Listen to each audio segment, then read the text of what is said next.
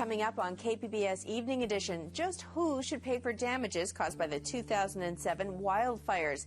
It's a $600 million question, and now you get to weigh in on the answer. And tomorrow is opening day for the Padres at Petco Park. Will you be able to watch the sold-out game on television? We'll talk to the ultimate insider, a Padres Hall of Famer. KPBS Evening Edition starts now.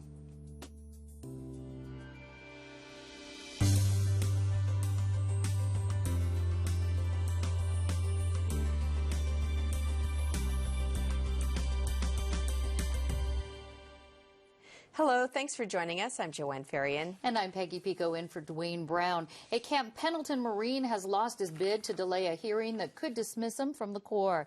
A federal judge denied Sergeant Gary Stein's request to cancel or delay the hearing, which is scheduled for tomorrow morning. Stein is accused of violating military rules against political speech by criticizing President Obama on his Facebook page. He argues the military is violating his First Amendment rights. In his court filing today, Stein's lawyer said the military must still respect a service member's freedom of speech, and his statements are protected by the First Amendment. The suit says Stein's commanders are trying to railroad him out of the Marine Corps. His legal team includes attorneys from the ACLU and the conservative group Oath Keepers. After the hearing, Stein made a new Facebook post on his Armed Forces Tea Party page saying he's discouraged but not beat. Governor Jerry Brown came to San Diego today to talk to a group of law enforcement leaders. KPBS reporter Jill Replogo was at his news conference, and she joins us now via Skype. So, Jill, what did the governor have to say? Well, he was here for a conference of the California State Sheriff's Association, and first thing he said, he was here to make sure realignment is working on the ground. He gave a plug for his ballot initiative, which would secure funding for the prison realignment program and for schools. And he acknowledged that the state hasn't done a very good job in the past of dealing with rehabilitation of prisoners at the state level. And this is what he had to say about that. Well, we've had to make a lot of cutbacks the last couple of years to important rehabilitation programs. Through realignment, I am confident that we're going to have more funds to put in to training, to education, and rehabilitation at the state level, as well as freeing up efforts at the local level. That's why the tax is important. That's why the guarantee, so that the sheriff of San Diego or Nevada County or Los Angeles knows the money's there and can plan for it. And if you'll remember, when Governor Brown announced the realignment plan, he promised counties that they would have secure funding for this program. And so there was a question from one of the reporters here about whether making the funding contingent on a ballot initiative is akin to reneging on that promise. And he didn't quite answer the question, but he said that the point of the ballot initiative is to make sure that that money is constitutionally protected and that it can't be used for other needs. KPBS reporter Jill Replogo. The head of the Nuclear Regulatory Commission will visit the San Onofre nuclear power plant on Friday. The plant has been shut down since the end of January because of problems with tubing that carries radioactive water. The metal tubes show excessive wear, and if any of them break, there could be a radiation leak.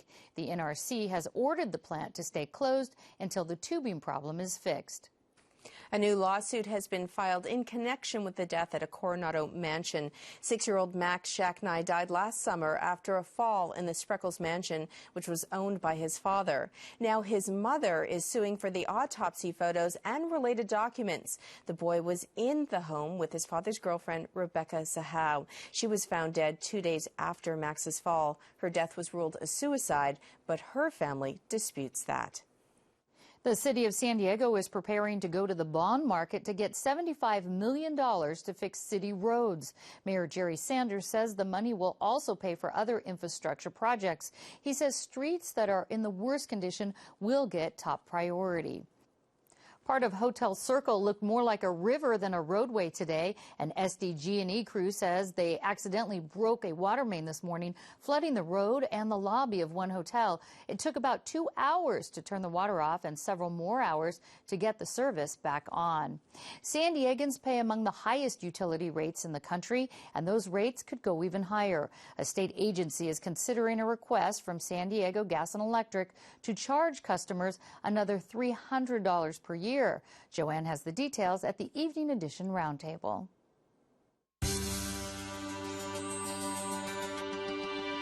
SDG&E customers will have a chance to speak their minds about a proposed rate increase tomorrow at a public hearing. At issue is whether the power company can pass on the uninsured cost of the 2007 wildfires to its customers rather than shareholders. 2 state agencies blame 3 of the largest wildfires on SDG&E power lines, fires that killed 2 people and destroyed 1,300 homes. Joining me is Diane Conklin. She lives in Ramona and is the spokesperson for the Mussey Grade Road Alliance. The alliance opposes SDG&E's application. Thanks for being here, Diane. Thank you. Why do you oppose the rate hike? You know, we went through the Cedar fire, and we actually saved our house in that fire. We did everything we were supposed to do, and we saved it. But we saw everybody else's house around us go down, and we saw the blackened moonscape of our environment. So we became involved as interveners at the CPUC on the issue of wildland fires and power lines. And this is our 4th proceeding. And we oppose this because we think that we will be less safe if SDG&E is indemnified by the ratepayers picking up all their uninsured fire costs. Less safe because there really isn't anything financial at stake for the power company if they know someone else will pick up the tab. Right. I don't know if you ever read the story about the little prince who had the whipping boy, you know, and whenever the prince did something wrong, they'd whip the little boy. Well, that's what the ratepayers would be. SDG&E might do something wrong. As a matter of fact, it could even be negligence so far as this application is concerned. And then the ratepayers would be whipped with regard to what the costs would be in the future, as well as the 2007 fires. I want to talk a little bit about the public hearing because there was some question as to whether or not the public would have a chance to weigh in. Now they are tomorrow. This is happening tomorrow. Do you think it's going to have an impact? I think it can definitely have an impact. I mean, I believe in small d democracy, and I think that the people who come tomorrow can make an impact because they can tell the CPUC what they suffered in those 2007 fires, and that they do not want SDG&E to pit the fire victims against the SDG&E customer base. I mean, this just isn't right. The other thing is that the Commissioner Simon, who's the assigned commissioner for this particular proceeding, did put out a ruling saying this was about the 2007 fires included in this application.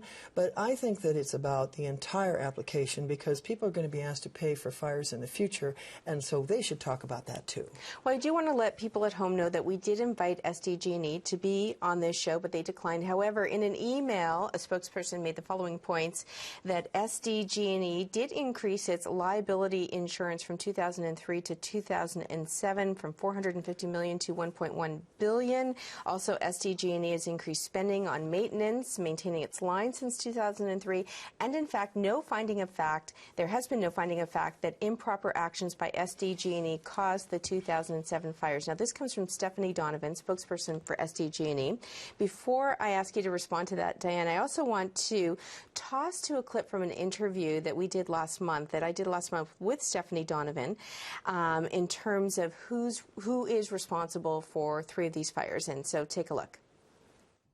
We certainly do not dispute CAL FIRE's investigation that found that our equipment was the ignition source of 3 of those fires back in 2007. But let's not forget the hot, dry, extremely strong Santa Ana winds. They were a significant factor in not only the ignition source, but also in the terrible spread of the fire that caused so much damage. But we also know that a report of the Consumer Protection and Safety Division did find that along with Santa Ana wind conditions, it was SDG&E's conductors and it was their opinion that SDG&E was in violation of some of the rules. Now, you said the right word. It was their opinion, and that was never finding of fact.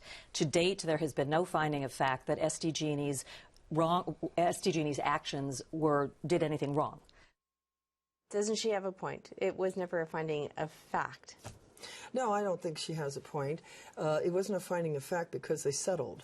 This is an unfortunate thing to have happened. We had a $2 billion fire. They settled for $14 million and never figured out whether SDG&E was in fault. So now the company can go around and say, hey, there was no finding of fact, and even if we really did cause the fires and we're negligent, you don't know because the court hasn't said so. Now, there are some court cases out there that want to come to fruition. We'll see if that happens. But the main point is that the Commission has some making up to do to this SDG&E customer base, us, the people on the ground who suffered through these fires, because a $14 million fine is actually pocket change for SDG&E. And the other issue about their fires, well, in terms of the insurance that they purchased, they're asking for $594 million now. That's what the figure is. And, you know, it's like, well, what was their insurance problem in 2006 and 2007? They hadn't had any major catastrophes at that point, so why couldn't they have insured more? Problem is they didn't buy enough insurance. We're going to have to leave it there. Diane Conklin, I want to let people know that there is more information about the hearings on our website, kpbs.org. Thank you so much, Joanne. Thank you. Escondido has a growing Latino population. Now some activists want more Latino representation on the city council there. We'll have that story from our Fronteras desk in just a moment. And you may want to pick up your peanuts and Cracker Jacks. It's just about time to play ball. Coming up, we'll talk with a Padres Hall of Famer about the upcoming season. This is KPBS Evening Edition.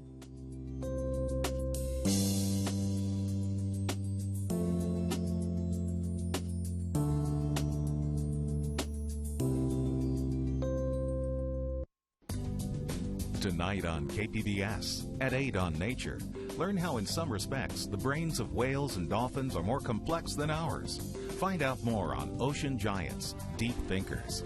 Then at 9, fewer than 100 naturally occurring elements form the ingredients of everything in our world. Go under the microscope on NOVA, Hunting the Elements. And at 11, see the beauty and diversity of life on Earth on History of Science. How did we get here? That's tonight on KPBS.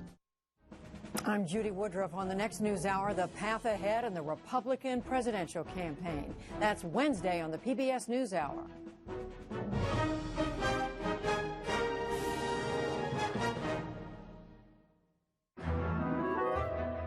Today, I'm in Vermont dairy country to discover how our energy can come from the most unlikely of sources. Find out on the new PBS series, America Revealed. KPBS Evening Edition is made possible by Joan and Irwin Jacobs and by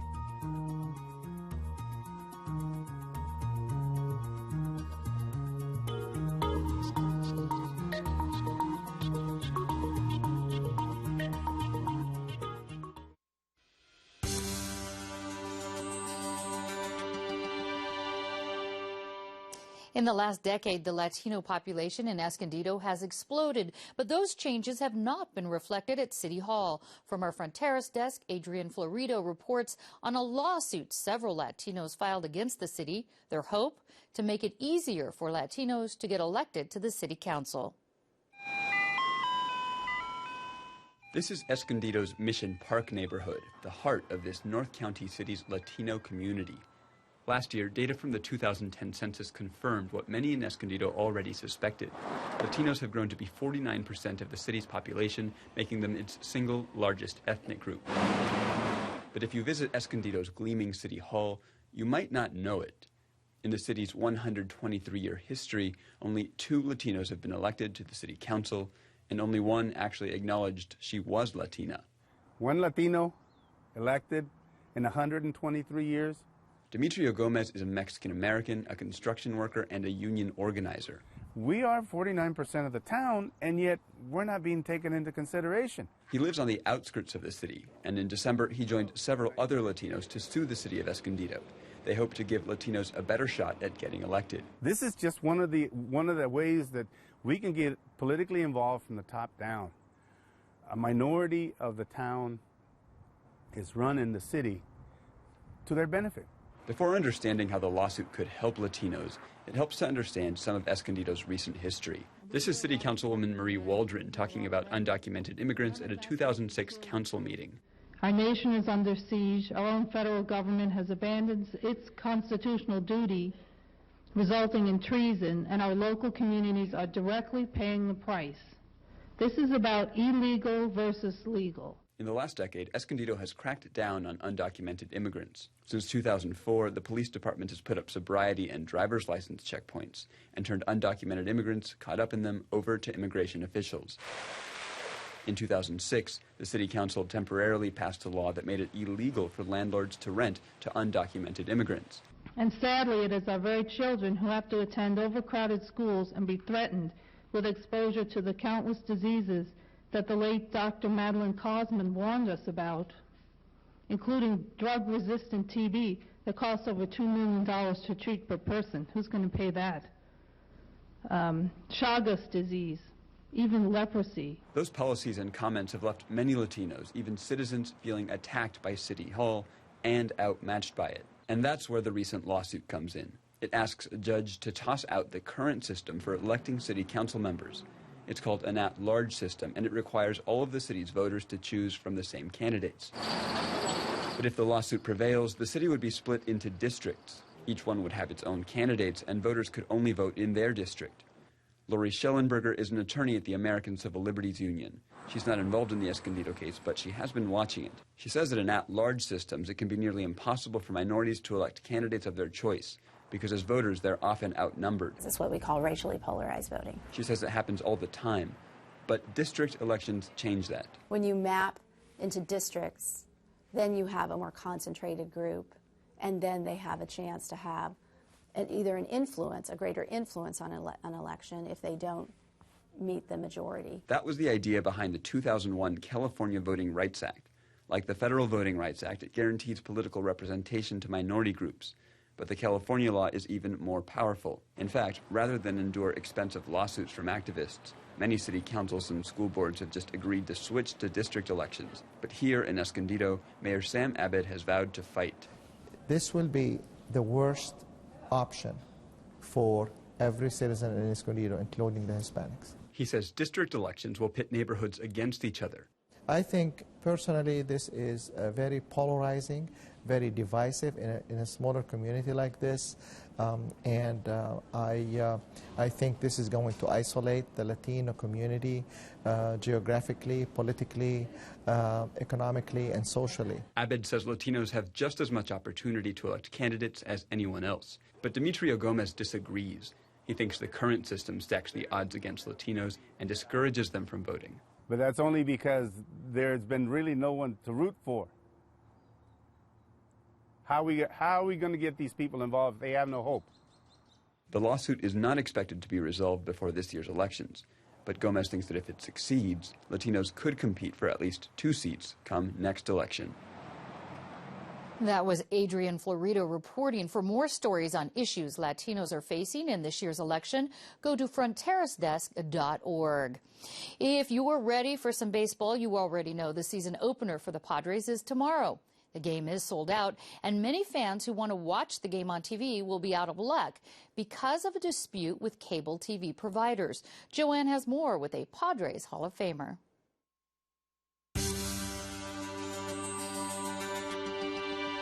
Padres will play the LA Dodgers. Now, while fans may be excited, they are also confused. There are many questions today about who's in control of the team and whether all fans will be able to watch the game on television. Here to help us sort through this is Randy Jones. He, of course, is no stranger to San Diegans. Well, with the Padres, he pitched many opening days and is a Baseball Hall of Famer and a Cy Young Award winner. So great for you to be here. Thank you, Randy. I appreciate it. So the game is sold out. So if you're at home and you want to watch this game and you have Time Warner Cable, Dish, AT&T Universe, what do? You know, that's going to be one of the dilemmas right now with the, with this not getting done, and now they're trying to play catch up, with Fox Sports San Diego.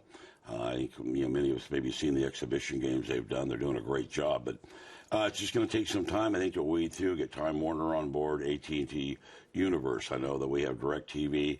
That the Cox is going to be carrying them, obviously. But unfortunately, people with Time Warner, if you want to watch the ball game, you're going to have to find another area. Like the Randy Jones All-America Sports Girl. Of course, they can always go there. You can always go there. We'll have it on. But they will get this done in sooner than later. I think they know the importance of the opportunity of everyone in San Diego, all the households being able to watch Fox Sports San Diego and watch Padre baseball. And it's the number one priority, I'm sure, with the front office, and they're trying to get this resolved. You mentioned the front office. We also know a few questions there in terms of the CEO, Jeff Moritz, stepping down. Do you know what's going on? No, I'm not sure that anyone right now knows. I know that John Moores is taking not a passive role, a more aggressive role, and he's going to be around and being involved. And I mean, the one thing he might be, 51% owner, and was kind of maybe phasing himself out to be bought out from the Padres. But now with the situation of what's going on, I'm sure John wants the best for the fans here in San Diego. So he's back involved, and his involvement is very, very positive, and we'll get it resolved. But when that announcement will come, I don't think anybody really knows yet. I just know that the big thing is we have baseball at 4:05 tomorrow for opening day, and the players are excited. I know that. So give us a little bit of insight then. What's going on? Day before opening day, what's happening right now there? Well, it's on your mind already. They have one exhibition game up in Lake Elsinore against probably our minor league team, and they're just getting ready for tomorrow. There's nothing like opening day. I don't know how you can describe the adrenaline, the excitement. And I don't care if it's your first one ever or if you've been doing it for 15, 20 years. I mean, the adrenaline, the excitement of opening day, it will never go away. I'll still get goosebumps, and it's been many years since I've done an opening day, but there's nothing more thrilling. And you have a sold-out crowd.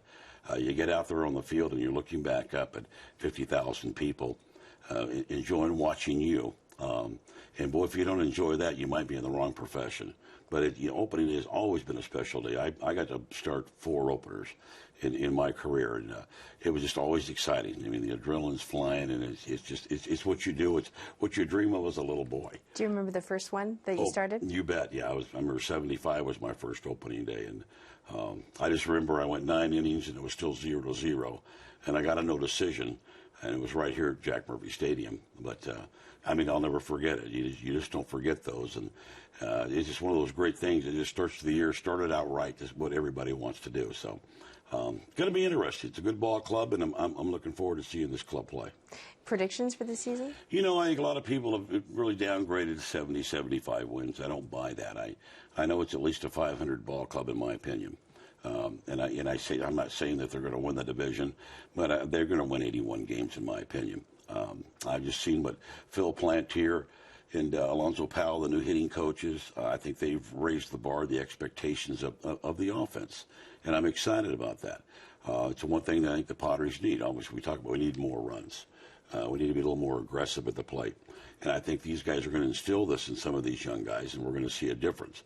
Pitching and defense, we've always been very good. Petco Park, great place to pitch. There's no doubt about that. Everybody knows it in the league.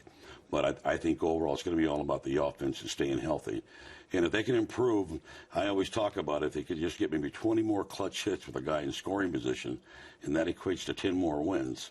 I think everybody can do the math. All of a sudden now instead of 75 wins, you have 85 wins. And that's kind of the way I look at it. Where are you going to be tomorrow watching the game? I'll probably be at one of the suites, maybe John Moore's suite, watching the game with my family. Great. The first day. That's a long trip. There's a lot of hours and a lot of miles before I'll get to that suite to get to watch the game with radio commitments and other suites that I want to go by and say hi to people on opening day. But it's always exhilarating and a lot of fun. Well, so great to have you here. Thank you so much, Randy Jones. Thank you, Joanne.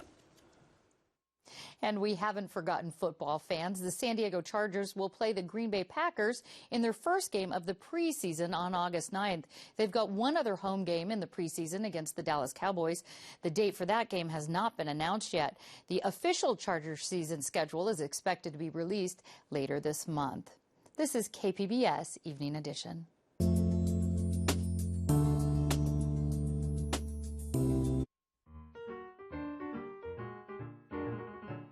Some amazing mid-century modern homes in San Diego. On the next episode of San Diego's Historic Places.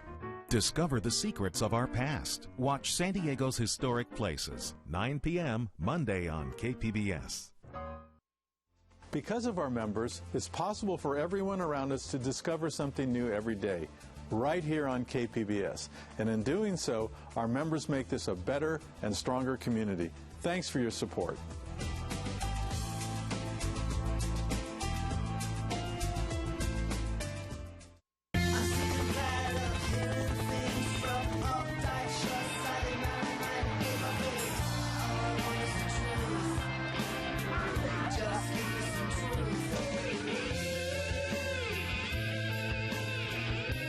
Tuesday at 10 on KPBS.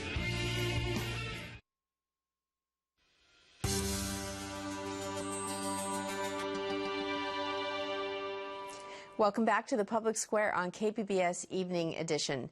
Remember that Coney 2012 video that went viral just weeks ago? The half-hour video was produced by Invisible Children, a San Diego nonprofit. It targeted Joseph Kony, a Ugandan warlord. The video was viewed by tens of millions of people in just a matter of days. Well, tomorrow, Invisible Children plans to release a sequel. According to media reports, it promises more details on the Lord's Resistance Army. And a couple more broadcasts to tell you about. KPBS will rebroadcast a documentary on healthcare in America next Friday night.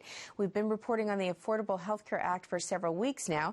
The documentary Right to Health compares private health care in America with government-funded universal health care in Canada. And that will be followed by a special presentation on prisons and inmates as they age in prison. Now, both of those air next Friday, April 13th, and they begin at 9 p.m.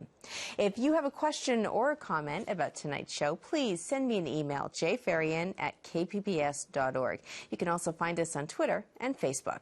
And now let's go back to the news desk where Peggy has a recap of tonight's top stories. A Camp Pendleton Marine will face a dismissal hearing tomorrow morning. Sergeant Gary Stein lost his bid to delay the hearing. He's accused of violating military rules with Facebook posts criticizing President Obama. He says the military is violating his First Amendment right to free speech. Governor Jerry Brown came to San Diego today to speak to a convention of the State Sheriff's Association to talk about prison realignment and to pick up an endorsement for his proposed tax initiative. Brown says his tax plan would dedicate money to local governments to pay for the prison costs the state used to cover. The chairman of the Nuclear Regular Commission plans to visit the San Onofre nuclear plant on Friday. The plant has been shut down since late January because of problems with metal tubes carrying radioactive water. Senator Diane Feinstein will also visit the plant. You can watch and comment on any of the stories you saw tonight on our website, kpbs.org/evening edition. Thank you for joining us and have a great evening. We'll leave you with a look at the forecast.